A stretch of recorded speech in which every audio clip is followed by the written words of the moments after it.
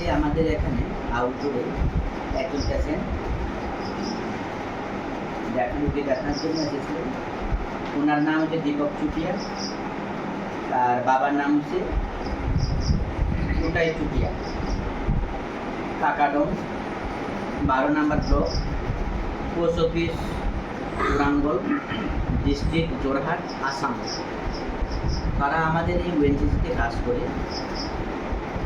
আমরা খবর পেয়েছি ওটা আমাদের যুব রাজ্যে আসাম থেকে বেশি দিন হয়নি, এসেছেন প্রায় 5 থেকে 6 দিন এমন হয়েছে। উনিভাবে আমাদের খবর রয়েছে। আমাদের এখানে যখন ট্রিটমেন্টের জন্য আসে, আমরা ইনভেস্টিগেশনের জন্য আমরা পাঠাই। ল্যাবরেটরিতে যখন দেখলাম আমাদের কোভিড-19 পজিটিভ হয়েছে।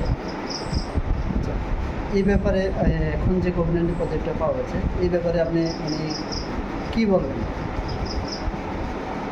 আমি বিশেষভাবে বলতে চাই, আমাদের যে পাবলিক যারা আছেন, আমরা সবাই সতর্ক থাকতে লাগবে। আমাদের যে সোশ্যাল ডিস্টেন্স, মানে একজন মানুষের সাথে আরেকজন মানুষের যে ডিস্টেন্স মিনিমাম যাতে আমাদের এই 3 মিটার যাতে থাকে, এবং কোনো কিছু মুখে অথবা চোখ ওইসব কাজ করার আগে যাতে আমাদের হাতটা ভালোভাবে ধুয়ে নিই। এইভাবে আমাদের এই করোনা রোগটাকে আমরা প্রতিরোধ